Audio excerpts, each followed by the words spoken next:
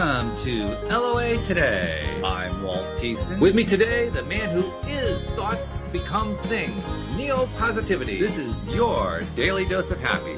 We are so happy you decided to join us today. Neo, this is a fun day too because we got David Strickle in the house joining us and talking about the tire practice and all that good thing. And, nice. I saw the name. I said, is that David? Is that the David I'm thinking about? That's the David you're thinking about. That's the one and only. Yeah, good stuff. Which is also good too because I know you have to kind of cut out partway through, so this is all going to time out perfectly.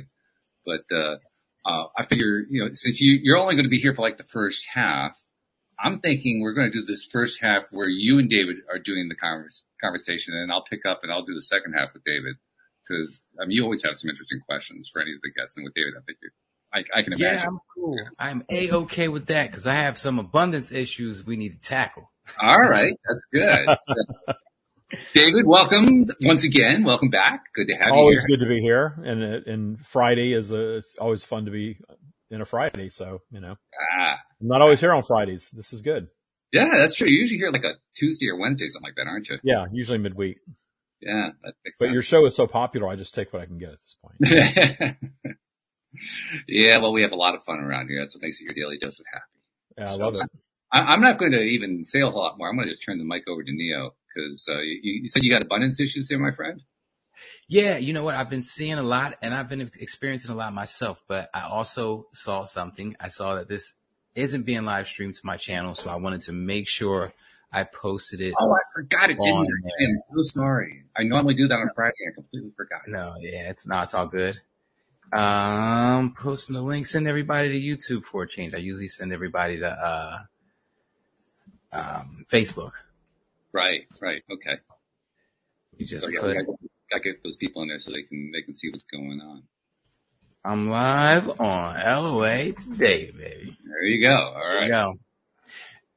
So the money blocks, it's such a huge thing. And when you talk about abundance, that could go 50 different ways sideways. You could be talking about abundance. By the way, I love that mic. I have to get me one of those that lights up. Abundance could be your health, your wealth, your love, your happiness. And it's a block. There's a huge block there. And I know you have a whole boot camp where somebody can go through a process. But, for someone who's broke, just doesn't have time, they want something that they could just work on during the daytime, as far as being able to say the phrase, I'm abundant, or, without the ego coming and kicking their back. And like, what would you give somebody that they could just start with today to just pull themselves out of the deep, dark depths of what society has taught them? I refer to society's teachings as the Matrix. Hey. I love talking about the Matrix because the Matrix teaches us to be afraid, and the Matrix tends to teach us to be limited in our thinking. And the Matrix certainly has a lot of teachings about money, that it's hard to come by, it's difficult, it's evil, people that have it are bad, all of these things that we have out there. So in our practice, we do a lot of what I call detuning, because if your vibe has been broke, and if you're broke, that means your vibe has been broke, right? We all know that and accept that. And it's not shocking that someone's vibe would be broke because, again, we have all of these elements of the Matrix that push that stuff all the time. A lot of us were raised by parents who were very much products of that Matrix. Money's hard to come by. You've got to go to school. You've got to work really hard. You've got to save your money. It's going to be really hard for you to buy a house. There's just so much negative, talk about money that's just built into our society. And the reason for that is because it makes us compliant. If we're fearful about money, we're going to do things that we don't necessarily want to do to support someone else's dream, i.e. work, things like that. So I like to kind of get to the root of stuff. Like, what's the root of my belief system that I stay in this perpetual state of being broke?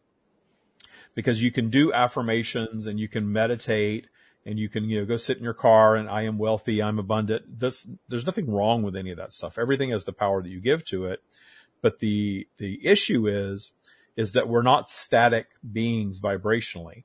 So you're not always at the top of your vibrational spiral all the time, where it's easier to believe these things. And certainly when you're out in nature and you're breathing and you're appreciating and you're affirming, that's great. If you like doing that, keep doing that, because that stuff is good.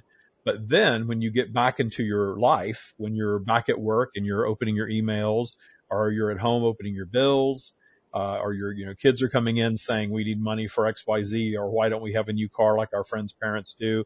All of that reality stuff just tears all that other work down until you start detuning that stuff. So if somebody is at baseline 0 or even negative, you've got to find a way to appreciate where you are first, because the demonization of where you are is the very thing that keeps you in that perpetual, remanifestation of those same circumstances. When I left my corporate job in 2017 and started teaching the Taya practice, I went through a whole roller coaster of manifesting money without a job.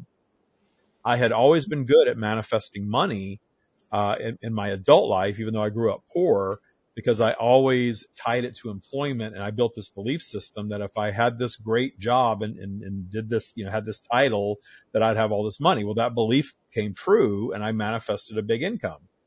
But then when I started being self-employed, teaching this, I had a whole different set of challenges, because that thing didn't show up regularly every 2 weeks. And my income was a direct reflection of my vibe. And I knew it because I taught it. So I took this step to quit my corporate job, jump out of the airplane without a parachute, as they say, start the business, without a whole lot of money. To me, money in, money out, I'm bringing this much in, but I'm spending this much and I'm always good with it. The universe always takes care of me. That is my belief system.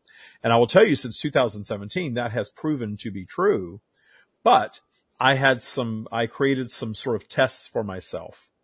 And one of my favorite stories was about a year or so into the business, I had really run through my nest egg and I was supporting myself just from the business. And it was only a year in and I was broke.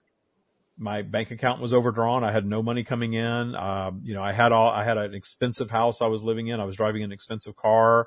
I had all my fancy stuff, but I literally had no money. And I remember going to the supermarket with coupons. I'd never used coupons in my life. My mother did when we were poor growing up, but I never, as an adult, ever bothered with a coupon.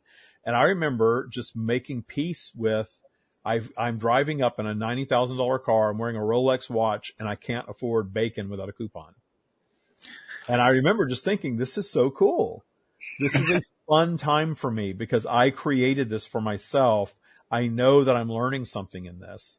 So if you're stuck in that space, you've got to start loving it and enjoying it just to start the energy moving in a different direction. Because if you find yourself, what happens is when people get in a law of attraction, they start doing their things. They might see a little extra money flow in, but inevitably they feel like a rubber band's kind of pulling them back into that old vibration. I know you work with that. Yep. That rubber band is pulling them back into that old vibration and they don't know how to break free from it. So you've got to start finding little tricks of the mind to start loosening up your vibe in your reality. Make it a game. If being broke can be a game, and make it something that's fun just to loosen up the energy and make peace with where you are so that you can then start moving in a more positive direction. And then we have, teachings on the financial pyramid and all of that stuff that are very valuable and can change your life. But you bring up a really good point though. If you are stuck in being broke, and you are hopeless and you can't go afford to take some program, what do? You start loosening the energy up. You start loosening up that negative money vibe by making it fun and enjoyable and something that you appreciate.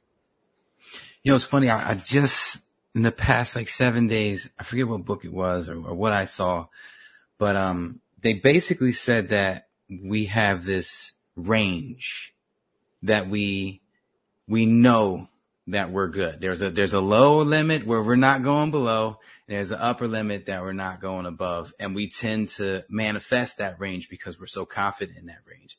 And you could up that range and you can, make it lower consciously and being aware and using all the exercise. But it made so much sense because I look back at the ranges And I'm like, yeah, there was a part where I was just 100% confident. There's always a part where I'm 100% confident I'm not dipping below that number. Like, I don't care what happens on Earth. Aliens can come right now. I'm not dipping below that number.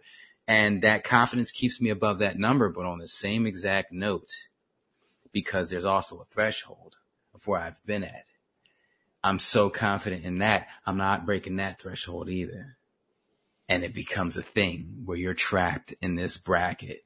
I love that when I first heard it, and I said, okay, it's time to expand that bracket. It's time to do, like you said, it's funny. I got this huge rubber band I found, I saw on the floor at this convention, and I found it the other day, and I was just playing with it while you were talking, and you said something about rubber band. I was like, hey, got one right here. But that's exactly what you do. You start to flex on that higher number. You know, whether it could be whatever, to say 10 grand a month, you start to flex that to 12 and 13 and start seeing what happens. You know, I mean, expectations is a huge part of that too. You know, you can't just say it a million times and not really expect it. You know, you have to expect it, which is, part of the money block. How do you expect something you've never had before? Something you've never seen before? Your parents haven't achieved before. No one you know has achieved before. And those are those limiting beliefs and negative narratives that we got to clear out. I love it too when we have evidence of where the universe shows up for us in other areas, and we have to realize that I can take that system that has created all these great friendships in my life, or my excellent health, or whatever it is that you've got going on that you love in your life. We all have something. I can take that and just lift that whole energy system and plop it down on another topic. What I realized for me was that it was never really about money. I think that I understood law of attraction so early on that I didn't even care about money. It was more things. And when I turned 40, I was living in a scenario that I looked around one day, and I didn't feel rich necessarily, but I looked around and realized, wow, when I was a teenager, this was what rich was to me. You know, the big house, the fancy refrigerator, built in, the German cars in the garage, all that stuff. And I'm here, and I have made it happen. And if money isn't happening, it's because I didn't really focus on money. I focused on the stuff instead. And I realized that the universe shows up to deliver the stuff because that's my belief system. And that has been true. And that's when I needed to start working on money once I became self-employed, because once I was self-employed, that irregular, ebb and flow of money became a factor for me where it wasn't before.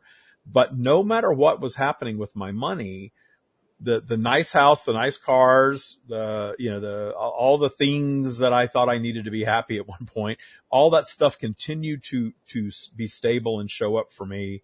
And my lifestyle has never changed in all these years. Never changed. And you know what? I wanted to ask you this. Am I correct in saying that anytime you get into those negative moments where your mind is just like, all right, I've been stagnant for 2 months now. Nothing's progressing. I've tried 6 different things. None of them have worked. That's when you lean into the present and appreciating what you have. Like that's your wake up call. All right, I see where I'm going. Let me get present and try to, find some things about now that are great. Like, is that what you do? Yeah. Well, that's always a helpful thing to do because it raises your vibration, and we're all better. I don't want to say better we're more effective creators of the things that we want to experience when we're up than we are when we're down. But I think is that your go-to though? My go-to is getting myself unstuck. The being stuck. If I'm stagnant, I told a story the last time I was on here about how I was stagnant last year, not financially, but just in interests. I was bored. I literally manifested such an easy life that I had nothing stimulating me. And Walt reminded me that I came on the show in September of last year and said, life is really, really good. So good. I think I said I was bored, right? Well, I literally had everything I wanted. You also said, besides that you were bored, that you were thinking about kind of dipping down into the negative territory just to stir things up a little bit. I wanted to blow my life up. And guess what I did? My house caught on fire. My home that I spent a year creating, I took most of 2022 off and just focused on building this house. We remodeled it. And I picked out everything, every plant, every fixture, every light switch, every piece of furniture, every finish, every color. I completely had this house the way that I wanted it, and I wasn't working much. I was doing my podcast. I was probably working 2 hours a week, and I had everything. And I got bored, and I knew that I needed to do something to disrupt that boredom and disrupt that complacency, because complacency is not good. We're expansive beings by nature. And we all, I hear a lot of people in the law of attraction world believe or say that they want to sit and do nothing and manifest money. And you can do that. You can do that. I have done that. Exactly. I've done it, and I got very bored because I wasn't creating. Yeah, I'd had boot camp for 5 years. We'd had plenty of people go through, and working with all the people was fantastic. And I just sort of got burnt out, and I shifted my focus to this remodeled project. And then when it was coming to a close, I was telling Walt apparently how bored I was. And that was in September. By December, the house was gone. And starting all over again. I remember you saying that. It must have been on the Friday show where I was here, because I remember you saying you were. Yeah, maybe so. Careful what you. I remember correctly. I wish for. I don't regret it at all, though. The house burning was great. It's kicked me back into the Taya gear. And the interesting thing about my boot camp is that I wanted it to sort of wind down and stop, because I was burnt out from teaching it. And every time we were kind of getting to the last graduate, somebody else would show up and say, I've got to take boot camp. It's been going continually since March of 2018, nonstop, more enrollments now.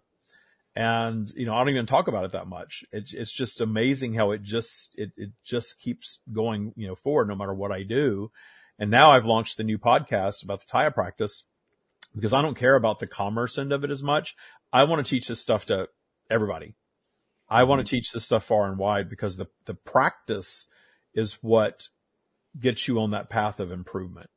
Having some sort of a daily thing that you're doing, like you said, where you're upping, what did you say, where you're sort of upping that ceiling on a regular basis of whatever raising you the want. roof, baby. Yeah, raising the roof. I love that. You're always saying, hey, I can go higher and higher and higher, whether it's financially or just with your source allowing in your life, which is my whole thing, is just, wow, there's no ceiling to source consciousness and the clarity that comes with that. And I love that.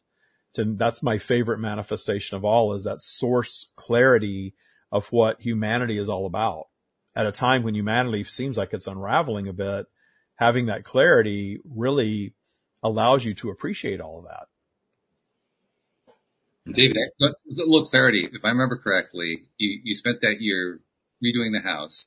Wasn't it the day after you finished? That's when the fire happened, something like that. Ironically, the landscaping was the last thing we did. I think we talked about that some. Yeah. We paid the landscaper on a Thursday. He was done. Last thing we did was the landscaping, and we paid the landscaper on Thursday, and the house burned on Monday. Yeah. Down. So I had a weekend. With my completely done house. And it was completely gone, or just a part of it got damaged? No, it's part of it is still there. The back part of the house, the whole attic burned. And then the house had a lot of damage just from the water, because they pumped water into the house for hours, but the fire was all the way through the attic across the back of the house. So the roof is off. The facade is fine. You drive by and it looks fine, but the whole back of the house is burned. Walls missing, roof missing. Completely torn out, some major rooms in the house and stuff like that. And then smoke damage everywhere. Wow. So it was an interesting experience. But the thing is when it was happening though, I've done enough work to where I sat there watching the house burn thinking, okay, this is what we're doing now. This is what I'm manifesting now. Okay, let's see, what's going to happen. And there's been ups and downs since then, but now I'm in just this complete laser focus on just sharing the practice. I don't even care about the rebuilding of the house. It'll get done, but it's not my major focus anymore. I kind of feel like I spent my year last year doing that. We actually went out and hired a design team to design the house this time, because I don't want to spend any more time on it. I want to spend time teaching Taya, let the designers, do whatever they want to do. In fact, I'm going to a meeting with them after this today. Let them do what they want to do to get the house put back, because I'm so into this. So when you're suffering and struggling, really creating some tools for yourself. And the lovely thing about all this is it's all going inward. It's all inner work for somebody that's struggling and can't do in an immersive mindset program or not yet. Start the ball rolling by just loosening up that energy and those old habits of thought that you default back into, because it's your default vibration, right? It's that stuff that's running in the background in your subconscious mind that you aren't able to fully believe all the time. You can affirm and you can, listen to videos and do all these things to help yourself out, keep doing them. But it's that default vibration, that subconscious train of thought that's always running, and if your life isn't what you want it to be, know that you've got work to do there. But it's work that you need to make it fun. We're not going to do anything for very long if we don't enjoy it. So we need to make it fun and play little games and create little tools. And, there's a wealth of teachers out there, and just start sampling different teachers and different podcasts and different, YouTube channels and all that stuff, and discern a preference for what really seems like the right thing for you and what doesn't. I wanted to bring up affirmations for a second, because I'm a huge advocate of affirmations. I try to get at least 200 in, 100 when I wake up. I won't even let myself get out of bed. And I'm doing stretching while I'm doing that, and at least 100 before I go to sleep, plus what I do throughout the day. And I just wanted to bring this up for everybody who are out there who's did affirmations, but they quote unquote didn't work. You have to understand, for years and years and years, you've been doing other affirmations. Like me and David were talking about before. It's hard to get ahead. Money is hard to get. I need to spend just a little bit. I can't spend that much. I can't spend that much. I can't spend that much. You see a commercial, I'd like that, but I can't spend that much.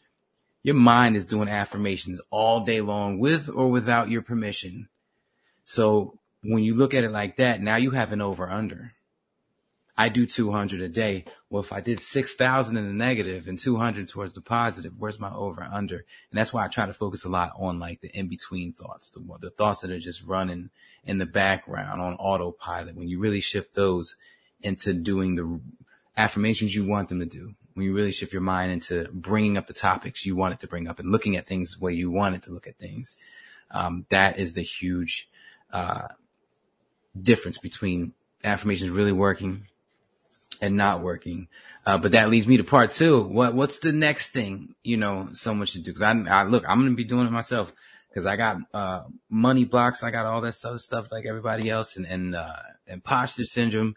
So once I start waking up more, and anytime I see these scenarios coming in, I get present and appreciate something that's currently great about my life. And when I start doing that more and more often, I start getting good at doing that. What is the next phase in this mindset shift? My next thing was exactly what you just said. I call that a stopgap, where you train yourself to notice where you are and what you're thinking at the onset of the thought. And you can do that very easily. It's just a habit that you create for yourself. And then you train yourself with a stopgap. My stopgaps, one of the first things I teach people in boot camp, because they're going to have that little voice of limiting beliefs chime in while they're in boot camp. One of the first things I teach them is to create a name, give your negative voice an identity that doesn't mean anything else to you. It's unique, and it will be like this other being that isn't you. So instead of part of your ego saying, "Oh no, David, you can't do that. You're not good enough. You're never going to be as smart as that person. You're never going to be as successful. It's never going to work." I decided that wasn't me anymore. That was Claude. Claude didn't have any other meaning in my life. I just named that Claude. I have a video from me from years ago. I was living on the bay in San Francisco. I was sitting outside, talking about Claude. It was one of the first things I did on YouTube. And it helped me recognize it when it chimed in, because it wasn't me anymore. It wasn't just my voice that was on autopilot. It was like this annoying external thing that was trying to speak to me from outside. No, Claude, shut up, Claude. I didn't say it out loud. You could, if you wanted to, but I would shut it down. And so then I created another stopgap whenever I felt triggered by anything. And if you haven't worked on your triggers in some sort of a mindset practice, then you probably have a lot of triggers, more than you even realize. Because when we teach people to start looking at triggers, they will start saying, "Gosh, I'm more triggered now than ever." And we say, "No, you're not. You're noticing how triggered you've always been into these thought patterns." I say to myself, is this, if I feel my mood drop, my vibration drop, and we can feel that, right? We know, is this worth going down my spiral over? And I always say, no, it's not, because I catch myself before I take that vibrational plummet. I catch myself and realize this is not worth going down my spiral over. I'm not going to do it. I'm going to go choose something else. And we all know that if you go down your spiral and you try to solve something, your solving power is not great. You're sort of recycling old ideas, where if your vibration is higher, you are very creative in that high vibrational space, and you're magical in that space, and things usually just work themselves out.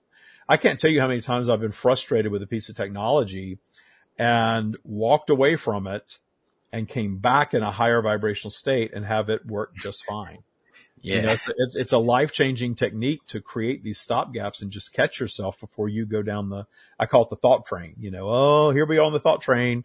Not good enough, not smart enough, didn't have the right parents, people don't like me, I don't do well in these things, you know, all that crap we tell ourselves. You just start overriding all of that with something that is more positive and more affirming to what you want.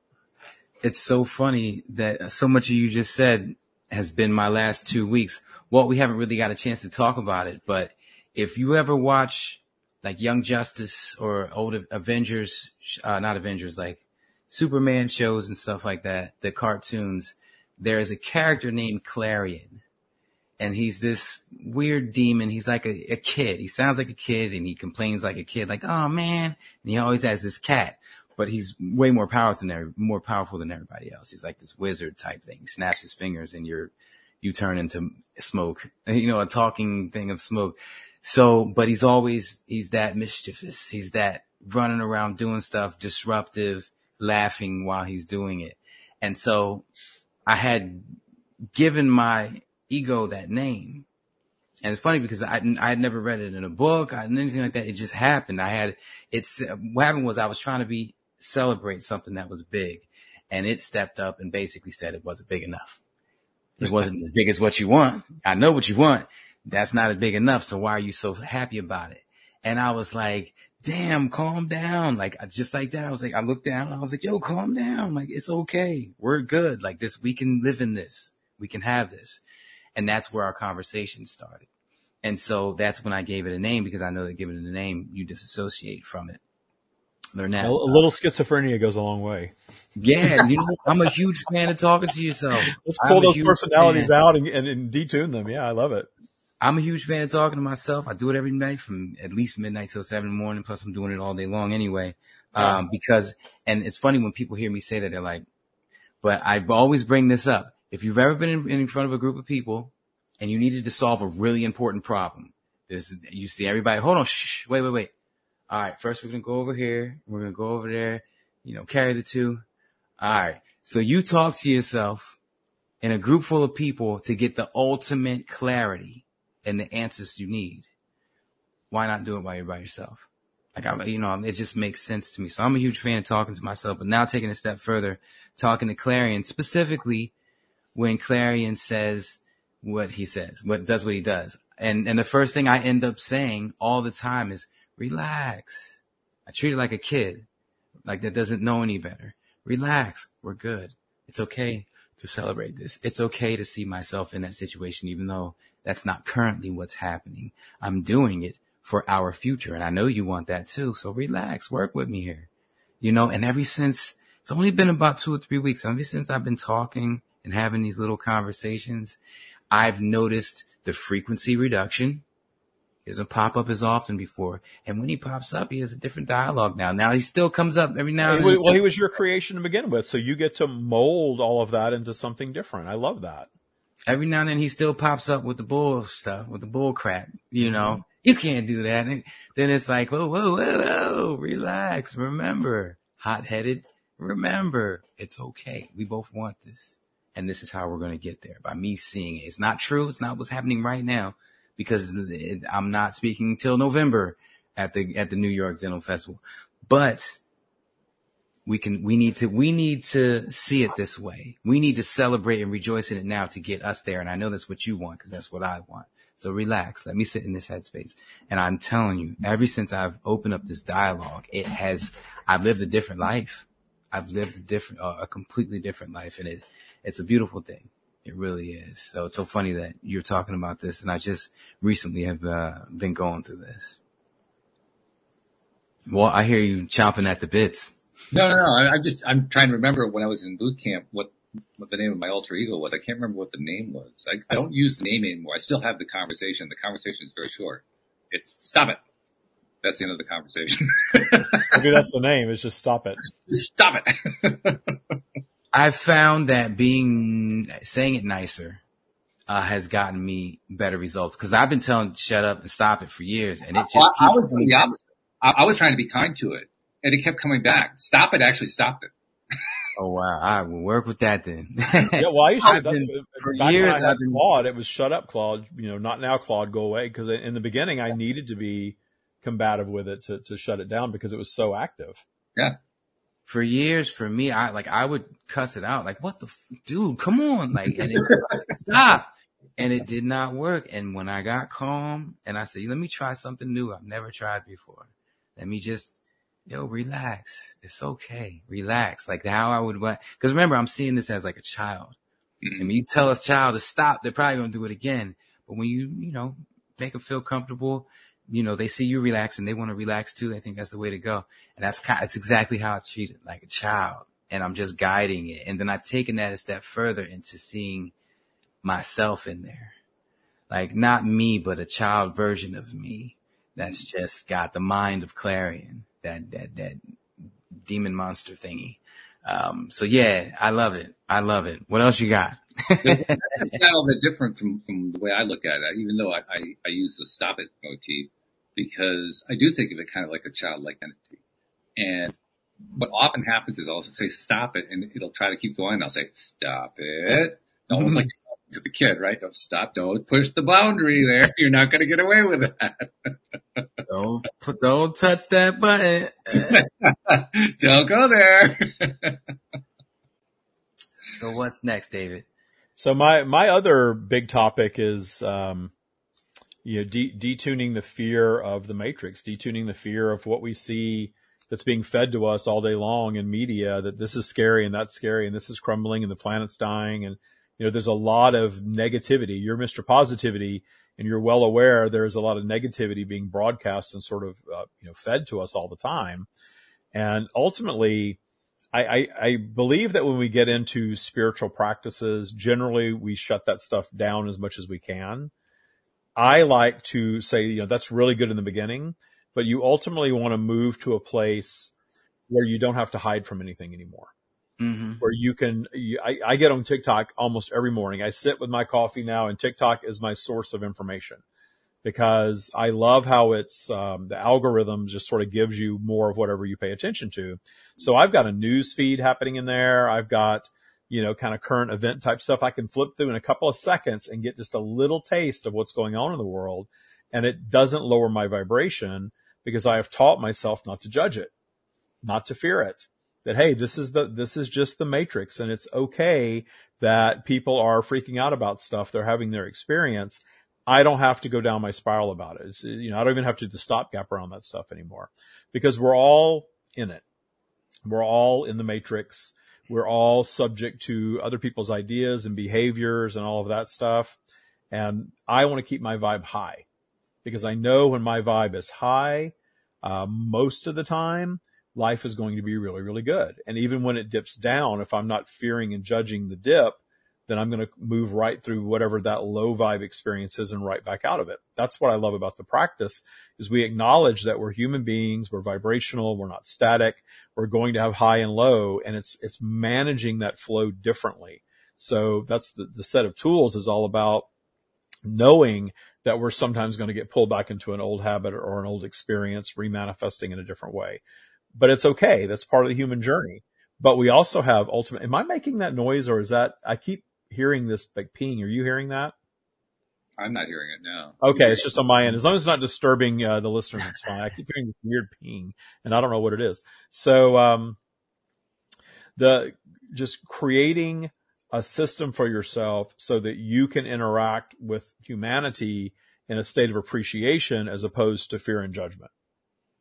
And that does wonders for your vibration. And then you get into the scenario. I'll tell you a secret about people that have been through boot camp. We've had, over 150, maybe close to 200 people go through now. The ones that come in saying they want to manifest money have the most trouble manifesting money. I have a woman that's about to graduate right now, and she was another one that kind of reminded me this has been the trend all along. She says, I've got all this, I got a raise at work, and all of a sudden this inheritance that I thought was long gone and I was never going to get just showed up one day. All this money's coming in. And I said, well, it's kind of funny. You didn't want me. She says, I didn't care about money. I have an okay job and money didn't mean anything to me. And here it is. And it's funny when you raise your vibration, abundance loosens up and flows just naturally. You just naturally have more of that stuff coming in. It's the people that are in the vibration of need. I need more money. I need to figure out how to manifest more money. I need to, do these things to get more money flowing in. I notice them in my bird's eye view. They're the ones that have the most trouble because they have that I'm here for this reason and I have this need. And I will tell them early on, put that out of your mind, because the quickest way to not manifest money is to believe that you need money. And the people that I noticed that just generally raise their vibration through detuning transgressors and all these, elements of their ego that kind of bog them down, then the abundant stuff just happens. It's just like a natural thing that just flows. It's amazing how that works, but that's my big thing is just detune that damn matrix. That's everything. It's one of the biggest things I took away from doing the boot camp. Exactly what you just talked about. Being able to appreciate what we call in boot camp, the transgressors, the negative stuff that happens. And take some practice to get there. But man, when you get there, that really is powerful. You're absolutely right. That is just, it's amazing how powerful, and it's powerful in a kind of a strange way because you don't really necessarily see the power day to day. Sometimes you do, but most often you don't. You kind of have to look over a period of time and say, oh yeah. Yeah, you shift gradually over time. And the reason, I remember hearing, back when I listened to Abraham talking about quantum leaps. Yeah. Mm-hmm. And, we've gotten clarity from Abraham and the stream on quantum leaps are possible. Anything's possible, but they're not probable simply because we have this habit of thought that keeps us in this rhythm. Right. So, because we want to have a human experience. We're not here to have quantum leaps. We're not here to completely be a different person tomorrow, because the whole experience of being human is that linear journey of getting better or worse over time and having our experience and going up and down our spiral and doing all those things. That's what creates the expansion that we come here for. Mm-hmm. So, doing a practice is so very important. I'm all about belief systems. I say everyone has a belief system. Atheists have a belief system. Mm-hmm. Baptists have a belief system. Catholics, and usually our belief system is something that we create early on in life based on our exposure to what's around us, religion, parents, culture, laws and all of that stuff. And we craft this belief system for ourselves, and we all have it. And as we get older, we might suddenly decide that our belief system isn't working for us anymore and we're going to walk away from it. More times than not, people walk away from religion. They walk away from Christianity. It's something I see growing now. And they, proclaim that they're an atheist, and then they go right back into giving all their power to politics or money or something like that. And that's why I created Taya, because it's a chosen belief system, and it works in harmony with universal law. And, the community aspect of it is very important. That's why, people love coming on here and sharing these ideas about stuff, because when you get out of this scenario and you go talk to your friends and family, they may think you're a kook because you believe that you create your own reality. And it's okay if they do, but you can't have this type of intellectual discussion with them like we're having right now. No. And that's all because of the bad things that have happened in their life. Nobody wants to own. They don't want to accept it. Yeah. There's no way I manifested that. Yeah. Yeah. That car accident 10 years ago. Those are the two things I get. Car accident 10 years ago and my grandma dying. Those are the two things that people always bring up. And I'm like, dude, you got to sit back and think about it. If your grandma's 99 years old, it's on the forefront of everyone's mind every time they think about her. Because life is life and it has an end, so it's kind of, and the car accident thing, you don't have to be thinking about a car accident specifically to manifest a car accident. It's the feeling that comes with it, the drama, the stress, Now I got to get a new car. Now I got to, you know, all this other stuff, deal with the insurance companies, get a lawyer, all this other stuff. So yeah, you have to be really careful where you're shifting your energy to. It's funny you said The Matrix. I want to know if you guys felt like this. Right at the end of the first movie, you guys, I'm assuming you've all seen the first movie, right? The first Matrix. A long time ago. Well, right at the end, first came out. I'm pretty sure he hung up a phone and he knew who he was and he was about to fly. And he looked around to the left at the people walking around and he looked around to the right at the people walking around. And then he took off. He flew away. But it's that moment when he looked left and right and what he saw, a bunch of people that were still plugged in, mm-hmm. and he wasn't. I've kind of felt like that my whole life. I've really felt like that my entire life. Like there was just something unplugged. I wasn't subscribed to the same reality that everyone else was. Have you guys felt like that your whole lives, or was there a point where I have participated in the Matrix for sure, and I feel more out of it now than ever. But I realized that my being out of the Matrix as a child was a survival technique in a kind of a crappy, childhood. And then I plugged into the Matrix as an adult and never fit into it. I always felt like, God, this is crazy. This is weird. My favorite catchphrase was, and still is, bullshit makes the world go round. It sounds very cynical, but I actually celebrate that because everything is an illusion of consciousness. So why get upset if the Supreme Court is corrupt, or why get upset if politics are corrupt, or the banking system and all of that stuff? You can be upset by it and feel victimized in it, or you can just sort of laugh it off. That's just the Matrix. Of course it is. Of course it is. We live in a world that runs largely on fear and judgment. Not always, not completely. There's so much other good stuff that isn't included in that that's what I choose to focus on. And the folks that are having their fear and judgment experience, they're contributing to the universe. They're contributing to the expansion of the universe, even in their suffering. Mm-hmm. And making peace with that. If you think it's hard for people to accept that they manifest, their obstacles, especially as children, it's even harder for people to accept that all of humanity is here having its experience as eternal beings, having a temporary human journey. And it's not really our business to judge what someone else is experiencing. Because that's another thing of the Matrix. You got to care and you got to have an opinion, and you're part of the problem if you don't. But we have all these things that we battle that we notice never get solved.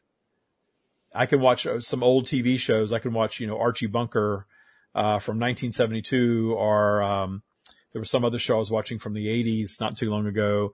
And I watched these shows as kids, and it's funny because they're complaining about the same stuff in 1972 that we hear people complaining about right now. Right. Nothing has changed. Nothing is really solved, but it's okay because it's the Matrix. It's all BS. It's an illusion of consciousness, and they're having the experience they're choosing to have. Funny when you wrap your head around the whole Matrix illusion, people might say, that's crazy. You got to live in your normal life. But I tell you what, it helps you sleep better this way. Definitely helps you sleep better and accept things when you change your perception to this hippie talk or whatever people want to call this. I found so much peace in this, and like everything just being like perfect. This moment is perfect. That such and such was meant to happen. You know how I know? Because that's what happened. That helps me sleep so easy at night. And if it sounds like hippie stuff and it helps you sleep 10 times better, you might want to just adapt it. Yeah. If you want to suffer in your judgment of what's going on across humanity, have at it. But the concept that we're going to save someone from their experience or save them from themselves, we know that rarely works. And we believe in energy and vibration. I believe we're doing more for humanity and our appreciation of it exactly the way it is than battling it. Going out and protesting and screaming and, you got to vote for this person because they're going to save us. Really? Really? My favorite thing is when you find out the one that you think is the good guy is just as corrupt as the one that you thought was the bad guy. You're like, yeah. It's a Matrix. BS makes the world go around. It's fine. I said the same thing when Obama was elected as I did when Trump was elected. That doesn't matter to me. None of that's going to stop my grind. And it's not going to stop my paper. It's not going to stop my growth. That's just it. I don't care who's in office. And I did the same thing. I'm like, I'm not going to participate in this. I'm not going to participate in a recession. I'm not going to participate in a crash of a government. I'm not going to participate in giving power to who's a president. And I have proven to myself that my life could be really good when somebody is elected that is not supposed to be somebody that's supporting me, because it's our choice. Well, did you always feel unplugged? Well, I wanted to address that, because what you're talking about right now is the way that I felt unplugged. I didn't really think of it as being unplugged. The way I thought of it was, this world doesn't make any sense to me. And because it didn't make any sense to me, the way I thought was considered to be crazy. So my conclusion was, okay, I'm willing to be crazy. I'd rather be crazy than be part of what I see as crazy. So I'm just going to see myself as being crazy, and I'll live outside of all their craziness. So in that sense, I was unplugged. It was kind of a defense mechanism in a sense. Now, this is before I knew anything about, source energy, law of attraction, any of that kind of stuff. That was just like a starting point. But once I started getting exposed to all this stuff, I found myself kind of leaning back into that each time and asking myself, okay, well, how does that feel in my place that I've been in all this time? That what you're describing is unplugged. I kind of thought of it as well, I'm the same one in a world of insanity. How does it feel like in that? And actually the whole source energy motif, I guess you could call it, started to make sense to me. Life started to make sense to me. The things that didn't make sense to me before started to make sense. Because how old were you at this phase? This is like since I started the podcast. So like 13 years ago, you said, right? Or somewhere around there. Oh, less than that. Well, I started 10.5 years ago. So okay, within the last 10 years. Because you were a political science major, right? Yeah, oh yeah, I was very politically active. I was libertarian, all that kind of stuff. But even there, I was doing that. I wouldn't have said that at the time, but I think I was kind of there because libertarians are so far outside that matched where I felt. I felt like I was completely outside of all that insanity. That's what I was thinking. I know you had to have felt like. Yeah. So wait, so growing up, did you feel like that too? Like everybody was still plugged into the matrix. Like I just like that. I like that example because that's exactly how I felt. I was like, these people just don't get it. And I didn't know what it was to get. Yeah. I was a child. I didn't know what it was to get. I just knew they didn't get it. Well, again, the way I didn't really think of it in those terms, but that's kind of what I added up to. The terms that I thought about it was, they're just crazy. Okay. So that was your whole life. I thought that. I live in a crazy world, and somehow I got to survive this crazy world. Well, that is true though. This is a crazy world. Lots of crazy things happening. That's one of the beautiful parts about learning the tire practice, because it gives you a way to not only be true to yourself, however you see yourself, but to do it in a way that's based on appreciation. Because now I can look back on that with an appreciative eye. And I can look on the world today in its 3D form with an appreciative eye. So David mentioned, for instance, he gets his news through TikTok. I love that. I get mine through Google News, but it's basically the same idea. And I mean, I see the stuff that's going on. I have no emotional reaction to it. And there's still a piece of me that says, isn't there something wrong with you? No, it's like, oh, this is kind of interesting. There's plenty of people that will argue with you that you need to be upset about things. Yeah, right. You don't have to choose that. No. Gosh, it can be really challenging because you're challenging their belief system. That's what we see when people are angry. They feel like their belief system is being challenged in some way. Yeah. And they need validation. Well, we don't need validation. We prove our belief system to ourselves, and we don't need other people to believe the way that we do because we're appreciative of where they are in their own belief system. We understand they are creating their reality via their belief system, period. The big news event going on these days is the war in Ukraine, right? Now, that's full of a lot of death and destruction, and I'm fully aware of all that, but I'm not emotionally connected to that in any way. Instead, this is going to sound maybe cynical or even sick, but I look at it and I say, wow, they're really playing out the law of attraction. I mean, I every single time I see something new in that news cycle, it's like, oh, there's another law of attraction thing going on. This is what's going through my mind every single day as I'm reviewing all these headlines. Yeah. Just make sure you don't feel any of what they're feeling. Stay numb to it because you don't want to attract. Not numb to it, because that's a form of blocking. More along the lines of appreciating what's the good side of it. We'll stay that to it. Yeah, they're having my saying, talk about stopgaps and sayings. My saying is they're having their experience. Yeah. Not for me to judge. My judgment of it is not going to change it. They're having their experience. And it's okay. We're all going to have challenges in our lives, and we're all going to separate from physical. We know that. You mentioned that. We're going to move through this physical experience, and it's going to come to a conclusion somehow, some way. It is. And that whole fear of death, talk about a powerful tool of the Matrix, teaching you to fear what you know is inevitable. It's a big Talk about just think about what that does to your vibration. If you're constantly in the back of your mind, you don't want to die, death is bad, it's terrible, it's awful, it should never happen. I'll never forget when my partner, we moved his elderly parents in with us into this house that we remodeled last year, and they had a section they lived in. And his father died 3 weeks after they moved in. And the priest came over, and the priest was trying to console his mother, who had just lost her husband. And, oh, this is terrible. This is the worst thing ever. And I'm thinking, really? The guy was 80 something years old. He was on hospice. He was not in good shape. And, you're sitting here, I guess, trying to console her by telling her basically this shouldn't have happened. Mm-hmm. This shouldn't have happened. It's the worst thing ever. It's terrible. And, I kind of had to detune my judgment on that. I'm like, well, I had a whole different opinion with her. Like, hey, he had his lovely life and he wanted to move into his son's house. He told the nurse that he wanted to go after he moved in. He manifested exactly that exit 3 weeks later. It was the most peaceful thing I had ever experienced in my life, witnessing. And why do we have to be upset by this? We don't. We're choosing to be upset by it, Right. and if you want to be upset, it's fine. But it's a chosen experience, and it's not the worst thing ever. It's natural.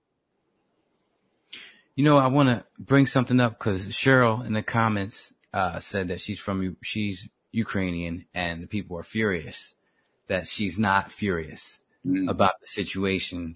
And not to compare or minimize anything, but I want to take this, be it something extreme or something small like the Super Bowl. It's kind of like you can either get upset or you can just not let it affect you. As an Eagles fan, great season. We go to the Super Bowl. We're playing against a team that's quarterback is hurt. It's a wash for us. It's just a guaranteed. And then they lose. Mm-hmm. And I know their squad was on suicide watch.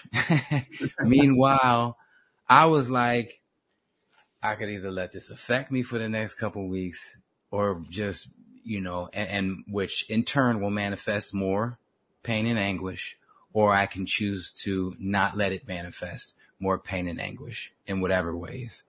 And it's kind of that same way with Ukraine.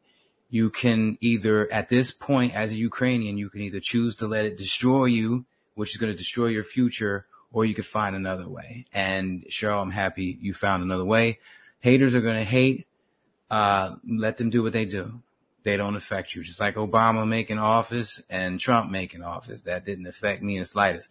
I live in Florida. Everyone is a Trump supremacist out here. They are super Trump fans. So if you hear them talk, they make it seem like, I'm going to lose everything, because Trump didn't win again, and nothing has changed. Now that Biden's in there, nothing's changed. When I go to get gas, I don't look at the gas price. I haven't looked at gas price since I was a kid because I have to pay it anyway.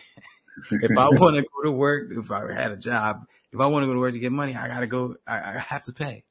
And so I just get it anyway. So yeah, I like that. Did you see the comment? She says, "Oh, well, Eagles are a totally different situation." She says, "Not really, but I get the moment." No, yeah, because it's whether you're upset about something small or you're upset about something large, it's still upset, and it's on a larger. It's just a different scale. In life, you have things you're happy about, things you're sad about. You could be happy about something small or ecstatic about because you're getting married or whatever, but it's still happy on a different scale. And that's all I mean by that. I'm definitely not trying to compare the Eagles Super Bowl victory loss, Ukrainian war. But yeah, you got to stay on top of that. Don't let anything, they say don't let anyone live rent free in your mind. You have to apply that to situations. You can't just apply that to people. Cause I know people that are very successful at keeping other people's ideations and all that from living rent free in their mind, but they let their situations consume them to the point where they're manifesting a terrible life and sadness and all this other stuff. So you got to look at everything that way. And Neil, I know you got to get going pretty quick because you got to go pick up your kid. But I was supposed to pick him up at 4:30. My son's teacher leaves at 4:30. Oh, okay, so we're a little late.